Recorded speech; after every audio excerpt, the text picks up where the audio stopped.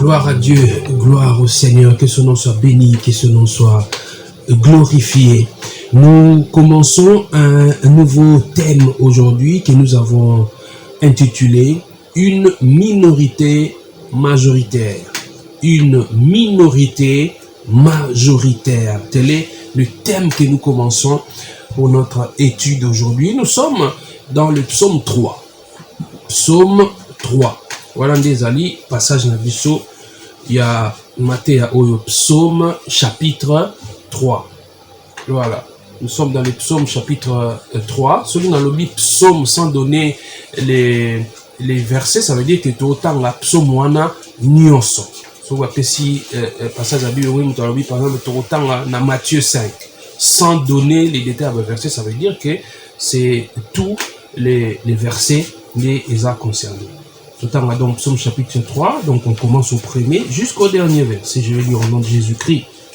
C'est un psaume de David, à l'occasion de sa fuite devant Absalom, son fils. Ô Éternel, que mes ennemis sont nombreux, quelle multitude s'élève contre moi. Combien qui disent à mon sujet, plus de salut pour lui auprès de Dieu. Mais toi, ô Éternel, tu es mon bouclier, tu es ma gloire, et tu relèves ma tête. De ma voix, j'écris à l'Éternel, et il me répond de sa montagne sainte. Je me couche, et je m'endors. Je me réveille, car l'Éternel est mon soutien. Je ne crains pas les myriades des peuples qui m'assiègent de toutes parts. Verset 8. Lève-toi, ô Éternel, sauve-moi, mon Dieu, car tu frappes à la joue tous mes ennemis, tu brises les dents des méchants. Le salut est auprès de l'Éternel. Que ta bénédiction soit sur ton peuple. Alléluia. Une minorité majoritaire. Une minorité majoritaire. C'est deux mots qu'on met ensemble. Quand on dit une minorité majoritaire, ça semble se repousser. Ça semble ne pas pouvoir faire chemin ensemble. Quand on parle d'une minorité, c'est-à-dire d'un petit nombre, comment une minorité peut être majoritaire? Avoir sur le plan des principes, avoir sur les principes établis, donc une minorité, c'est une minorité. Une majorité est une majorité. Vous ne pouvez pas être une majorité et en même temps être une minorité. Et vous ne pouvez pas être une minorité et en même temps être une majorité. Mais pourquoi avons-nous, par la grâce de Dieu, intitulé ce message une minorité majoritaire? C'est-à-dire une minorité qui est pourtant la majorité. C'est ce que nous allons comprendre au cours de cette étude. Nous sommes ici en face de ce psaume écrit par le roi David. David a écrit ce psaume qui nous parle de sa fuite. David, oui, le grand David, le roi que Dieu avait choisi par son amour, par sa souveraineté, pour remplacer le roi Saül. Saül qui est considéré comme le premier roi d'Israël. Mais il y a d'autres personnes qui considèrent plutôt David comme le véritable premier roi, vu les circonstances de son accession au pouvoir. C'est-à-dire, on dit que Saül, bien sûr, il était roi établi sur Israël, mais c'était pas que Dieu le voulait directement. C'était après des revendications, entre guillemets, du peuple. Le peuple d'Israël qui a dit à Dieu, mais comment les autres peuples ont des rois qui règnent sur eux, mais nous n'avons pas de roi. On a des juges, tout ça. Nous voulons aussi avoir un roi. Nous ne voulons pas continuer à être dirigés par des juges ou des prophètes seulement. Nous voulons avoir un roi comme les autres peuples. Mais le peuple d'Israël avait oublié qu'il n'était pas un peuple comme tous les autres peuples. Parce que Dieu, dans sa pensée, c'était quoi? Lui-même, il était le roi d'Israël. Voyez, lui-même, Dieu, était le roi d'Israël. C'est lui-même qui dirigeait son peuple comme étant son roi. Mais le peuple d'Israël voulait avoir un roi comme tous les autres. C'est pourquoi, ma sœur, mon frère, il y a certaines prières que tu fais ou que tu adresses à Dieu. Quand le Seigneur n'exauce pas comme tu le veux, ça ne veut pas dire forcément que Dieu est nerveux contre toi ou Dieu ne veut pas. Mais il faut que tu saches que tu es une personne d'exception. Tu es une dame d'exception. Il y a des choses que tu peux voir chez les autres. Tu peux te dire, mais pourquoi pas moi? Mais pourquoi moi ça ne m'arrive pas? Mais parce que tu n'es pas comme tout le monde. Tu n'es pas comme les autres. Tu n'es pas une femme comme toutes les autres femmes. Tu n'es pas un homme comme tous les autres hommes. Toi, tu es une personne particulière devant Dieu. C'est pourquoi il y a même certaines choses qui sont permises chez les autres, chez toi, non. Dieu ne le permet pas. Parce que tu es son élu. Parce qu'il t'a choisi. Alléluia. Ça, c'était une parenthèse. Pour nous expliquer comment le roi Saül est arrivé au pouvoir. Alors, David, quand il vient, David qui est présenté comme l'homme selon le cœur de Dieu. C'est ainsi que certains commentateurs de la Bible présentent David plutôt comme le véritable premier roi d'Israël. Mais en comptant les nombres, il est le deuxième roi. Alors, la volonté de Dieu, ce que d'aucuns appellent la volonté parfaite de Dieu, s'est exprimée dans la désignation de David comme roi d'Israël. Le prophète qui est allé pour oindre le roi d'Israël dans la maison de Jessé, le papa de David, Jessé ou Isaïe, c'est le même nom. Il est allé pour oindre le roi. Regardez comment, quand il arrive, il voit Eliab, il voit Abinadab, il voit les frères de David qui étaient des costauds, des castards, qui étaient des militaires. Souvenez-vous, les frères de David étaient des militaires, c'était des gens qui combattaient auprès du roi Saül. Lisez 1 Samuel chapitre 17, vous allez le voir et comprendre. Quand le prophète arrive pour oindre le roi selon la volonté de Dieu, il regarde Eliab, il se dit, c'est lui le roi. Regardez sa taille, regardez sa gabarit, c'est lui le roi. Parce que le roi que Dieu avait rejeté, le roi Saül, était une gabarit. La Bible dit de Saül qu'il était plus élancé que tous les enfants d'Israël. C'était un bel homme, c'était un homme costaud. Mais quand le prophète regarde les frères de David, voulant le oindre, Dieu dit non, ce n'est pas celui-ci, ce n'est pas celui-là, je les ai rejetés. Moi, j'ai choisi une autre personne. Mais Jessé ou Isaïe, n'as-tu pas d'autres fils? Ah oui, j'ai un autre enfant, mais c'est David, c'est le tout petit. Il est en train de paître les troupeaux, il n'est même pas là. On appelle David et Dieu dit, c'est lui que j'ai choisi.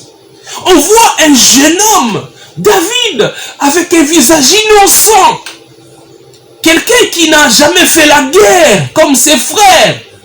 Il n'était pas aussi costaud que ses frères. Mais Dieu dit au prophète, c'est lui que j'ai choisi. Regardez comment Dieu lui-même a opéré le choix de David. David n'était pas le choix du peuple. David n'était pas roi par la volonté du peuple, comme on peut bien sûr le dire de Saül. David était roi par la volonté de Dieu. C'est Dieu lui-même qui voulait qu'il soit roi. Et David a été combattu. Il n'a pas accédé facilement au trône. Du jour où Dieu voudra, on reviendra peut-être sur les péripéties de l'accession de David au trône quand il a régné sur une partie d'Israël avant de régner sur toute la nation ou tous les territoires d'Israël. Ce que je vais vous faire comprendre ici, c'est que David, tout le monde a vu na yawake, nzambe ye mokonde atiaki.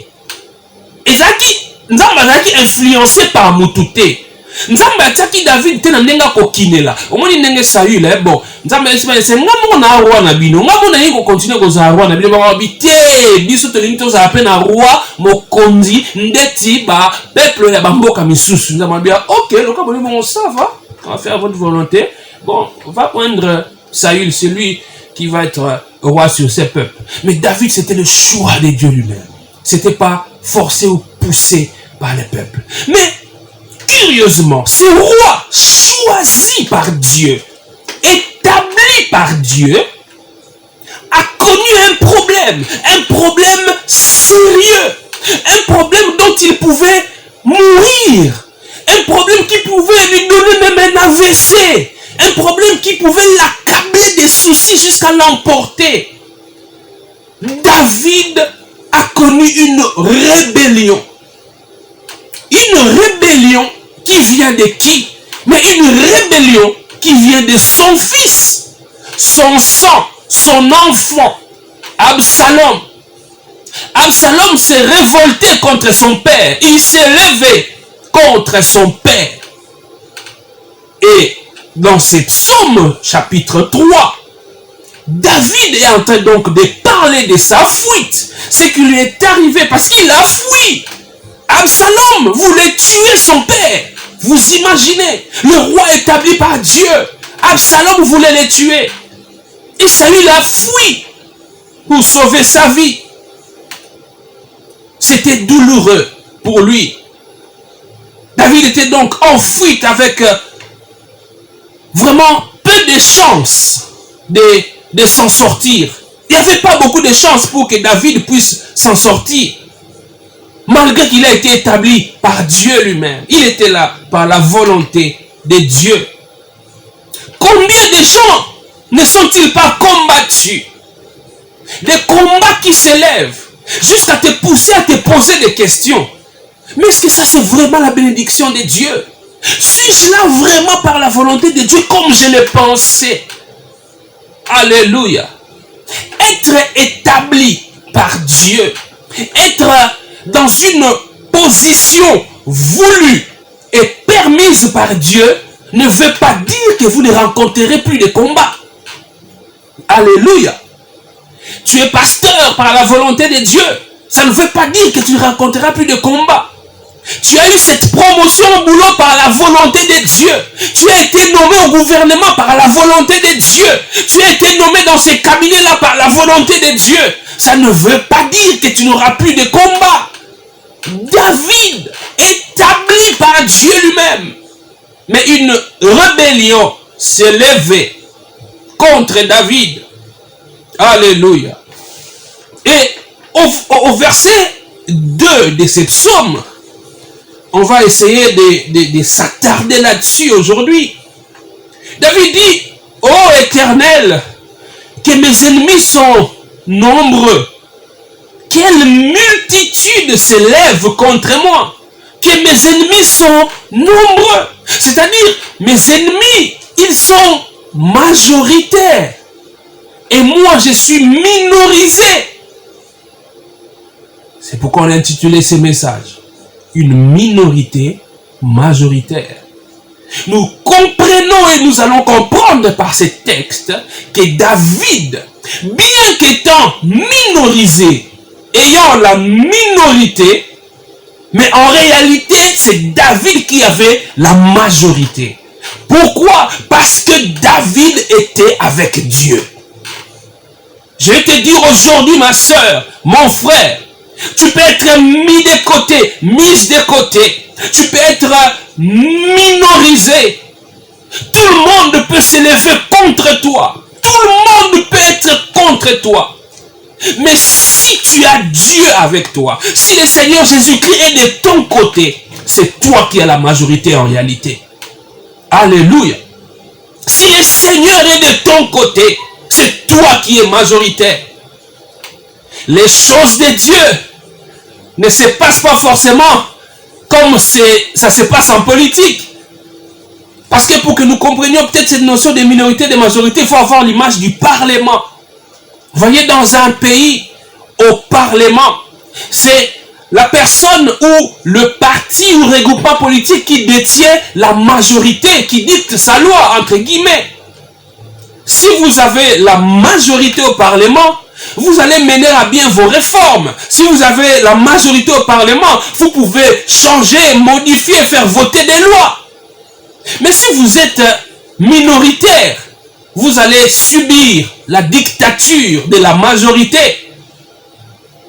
Les Congolais en savent, surtout avec tout ce qui se passe actuellement dans notre pays sur le plan politique, c'est une bataille à l'Assemblée nationale, la bataille pour la conquête de la majorité. Vous voyez comment les choses sont en train de bouger, parce que les gens se disent, si la majorité de notre côté, nous avons une marge de manœuvre élargie.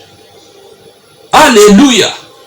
Mais maintenant, chez Dieu, ce n'est pas celui qui a la majorité qui gagne forcément. Non. Dans les choses de Dieu, celui qui gagne, c'est celui qui est avec Jésus-Christ. C'est celui-là qui est avec Jésus. Celui qui est avec Dieu, c'est lui qui a la véritable majorité. Contrairement à ce que cet adage dit, la voix du peuple, c'est la voix de Dieu. Ce n'est pas forcément ça dans la Bible. Tout le peuple peut s'élever contre vous. Vous pouvez être dans une organisation où tout le monde est contre ce que vous voulez faire. Mais si Dieu veut que vous fassiez cela, vous devez le faire. Vous n'êtes pas obligé de suivre la voie de la majorité. Alléluia. David s'est retrouvé minorisé. Absalom a soulevé une bonne partie du peuple contre le roi David, son père. Il dit, ô Éternel, que mes ennemis sont nombreux. Quelle multitude s'élève contre moi. Batu nyonso batelemeli ngai nkolo. Ngai muto opona. Ngai moumbu na yo. Ngai mosali na yo. Batu nyonso bakomi contre ngai. David pouvait se poser des questions, mais est-ce que vraiment na comme un roi boy, est-ce que ça penza na volonté à Nzambe?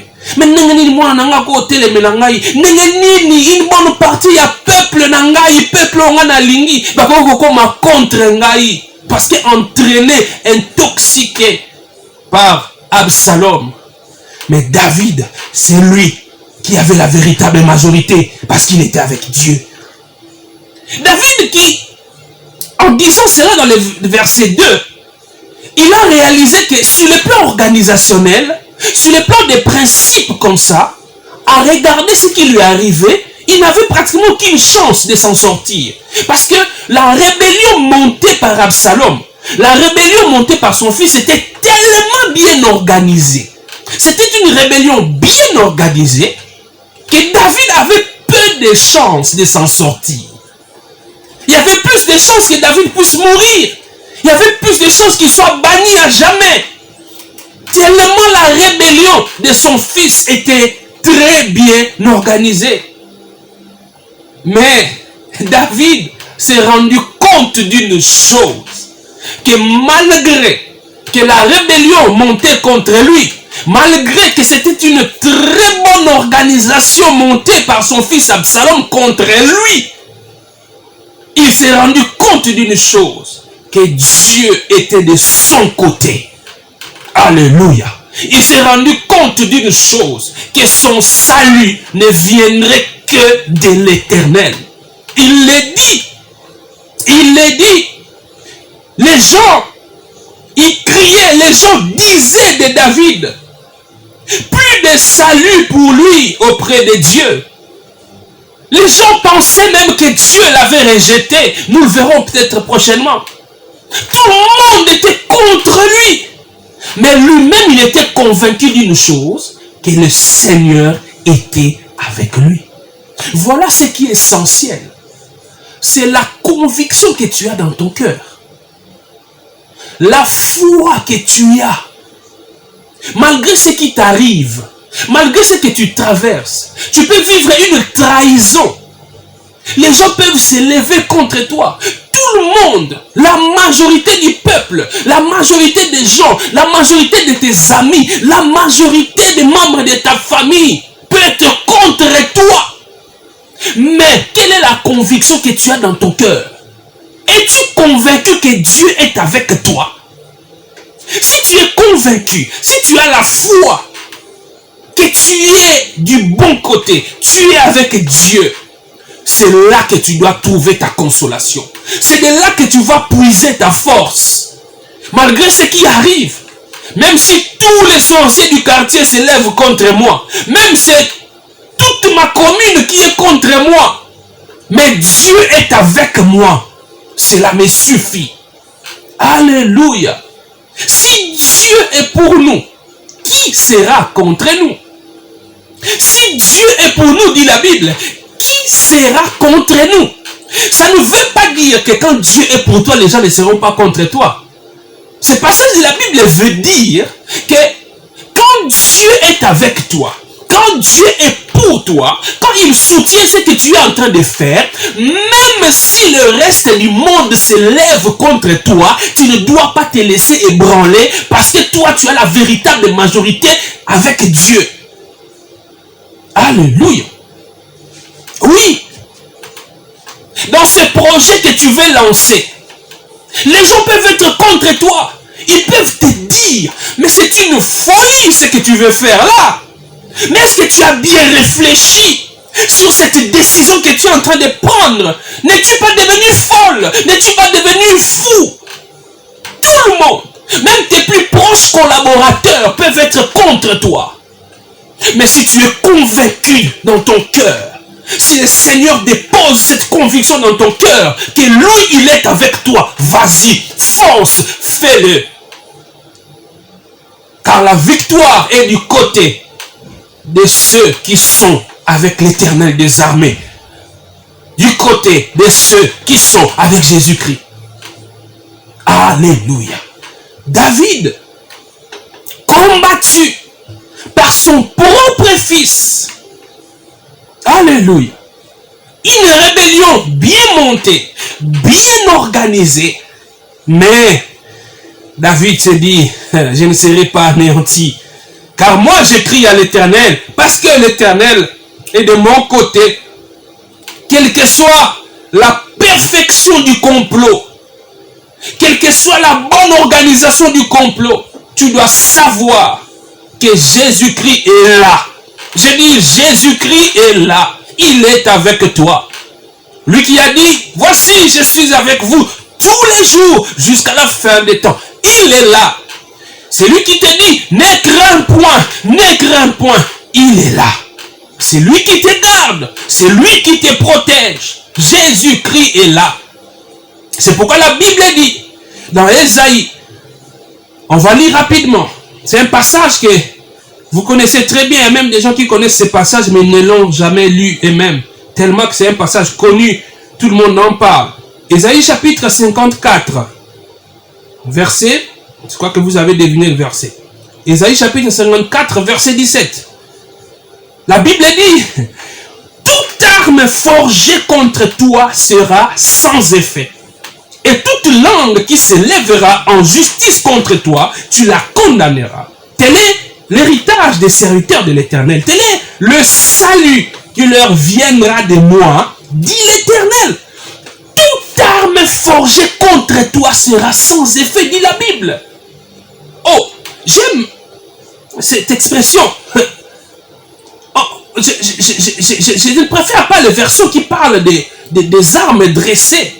Mais je préfère cette version, Lucégon, quand il dit toute arme forgée contre toi. Toute arme forgée, ça veut dire toute arme fabriquée depuis l'usine, depuis là où on fabrique les armes. On est en train de fabriquer cette arme-là dans l'objectif de te détruire. Ce n'est pas une arme qu'on fabrique de manière générale, non. On est en train de fabriquer spécifiquement cette arme pour te détruire, toi, cette arme-là. Mais Dieu te dit, toute arme forgée contre toi sera sans effet.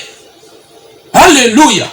Absalom a monté son complot. Il s'est bien organisé. Il a soulevé une bonne partie du peuple contre David. Mais il n'a pas pu anéantir son père. Parce que l'Éternel était avec David. Est-ce que tu sais que toute arme forgée contre toi sera sans effet?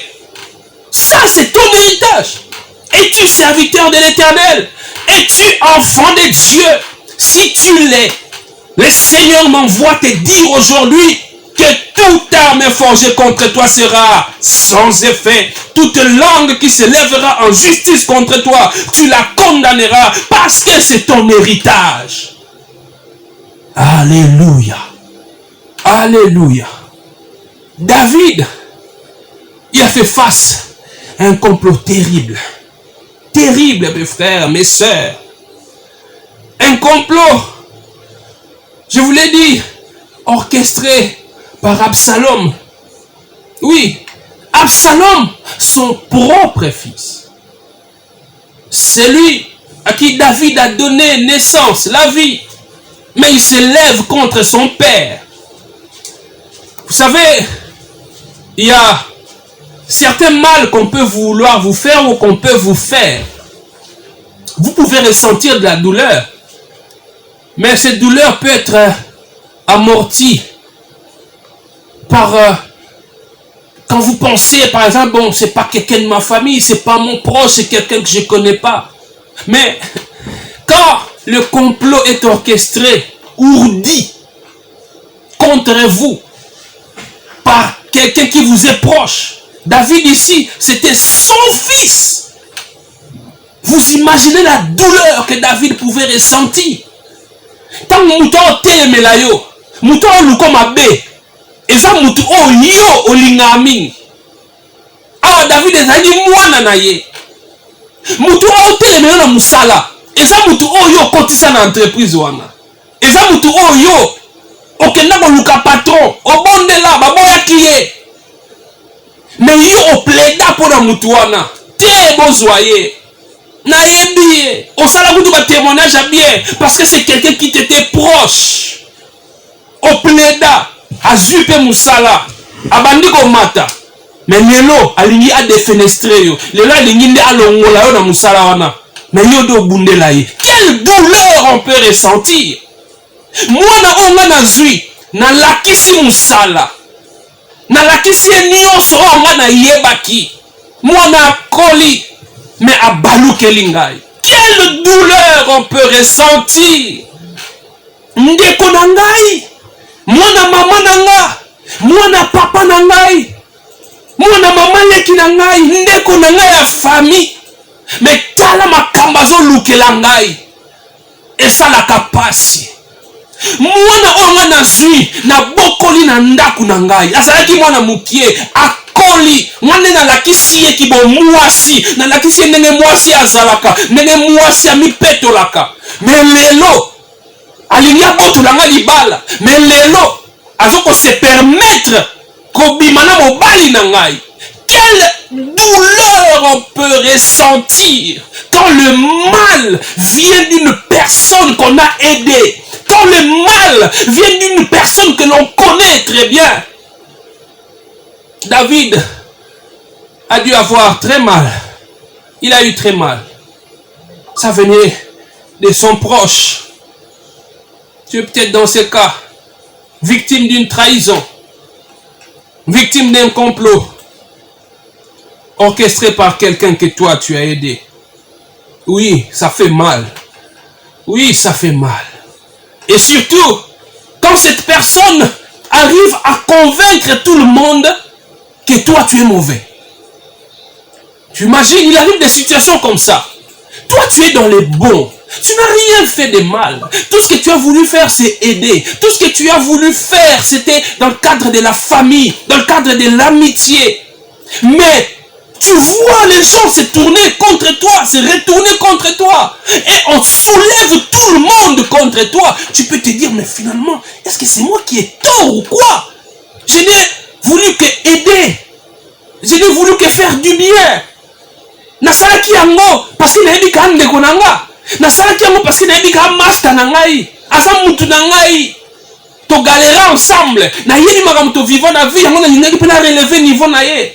Mais sikoyo kaka mutu wana azui batu nyonso adresser bango contre ngai et ça la passe. Et ça la passe.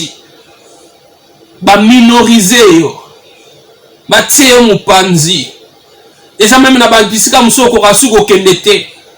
Parce que biso okoti balabala wana ba on l'action misapi. Bazoko pointer yo de la bouche. Tala okuna fomutu. Ndoki. D'ailleurs kutalinga kalia mwana ndeko na ye. D'ailleurs kutu. Tu te dis waouh! Mutu on a aidé. Asu batu nous s'adresser bango contre ngai. Et ça la passe. Ça fait mal, oui. Le Seigneur comprend que tu souffres de ça, que tu peux avoir mal. Mais, sache une chose aujourd'hui. Mais quand tout le monde s'élève contre toi, Dieu, il est de ton côté. Tout le monde peut s'élever contre toi. Si tu es convaincu que le Seigneur est avec toi, Jésus-Christ est de ton côté, trouve là ta consolation. Trouve là ta consolation. Yesu aza côté na yo, atabatu batelemeli yo. Ndimisama na motema na yo. Ndimisama na motema na yo. Kena otika nzambe te. Atabatu batelemeli nga. Atabatu baboyi. Na convaincu que Yesu aza côté na ngai, na offensé, na continuer, na okende. Ce projet-là, je vais le réaliser. Même seul, je vais réaliser ce projet. Parce que seul, avec Jésus-Christ, je vaux plus que 1000 personnes. Alléluia. Alléluia. On va prier. On va prier notre Seigneur. Et si vous allez habiter aux ana mutuka, aux okumbo, aux ana ndako, aux ana bureau, aux ana chambre, cela na nzambe. Aliko ebisa yo lelo ete ozali une minorité majoritaire. Otikali yo moko, batu nyonso batelemeli yo, mais kobanga te. Ye azali na ngambo na yo. Ye nda obatela yo. Oui. Ata batu na batelemeli ozomona neti baleki yo makasi. Oui, bako leko makasi. Mais baleki nzambe o aza na yo te na makasi. Parce que nzambe o aza na yo, ye nda leki nyonso. Bonnela ici kozali, si tu le peux. Si tu peux ouvrir ta bouche, ouvre ta bouche. Si tu peux parler dans ton cœur, parle dans ton cœur. Parce qu'Oyokayo, oui, il écoute même dans le lieu secret. Il écoute, il écoute, il écoute. Seigneur, nous réalisons aujourd'hui que nous sommes une minorité majoritaire. Tout le monde peut se lever contre nous. Oui, Seigneur, même des gens qui nous sont proches peuvent s'élever contre nous. Même les membres de notre famille, ils peuvent s'élever contre nous. Oui, Seigneur, ça fait mal. Tant qu'on est humain, ça fait mal. Mais mon Dieu, nous trouvons ce matin la consolation dans ta parole. Toi qui nous dis qu'avec toi, même quand on est seul, on est majoritaire. Parce que Seigneur, toi tu vaux plus que 1000 hommes. Tu vaux plus qu'un million de personnes. Seigneur, donne-nous de rester attachés à toi. Oui, parce qu'en dehors de toi, c'est la mort. En dehors de toi, c'est la mort. Si toi, tu n'es pas avec nous, nos ennemis vont nous anéantir. Que ta présence soit toujours avec nous. Mon frère, ma soeur qui m'écoute, oh mon Dieu, je ne sais pas quelle situation elle ou il est en train de traverser. Mais je prie, Seigneur, que tu te révèles davantage à mes bien-aimés. Montre-leur que tu es avec eux, tu es à leur côté. Et c'est toi qui leur donnes la véritable majorité, même s'ils peuvent être minoritaires devant les hommes. Au nom de Jésus-Christ, j'ai ainsi prié pour ma soeur, pour mon frère, ainsi que pour moi-même. Amen.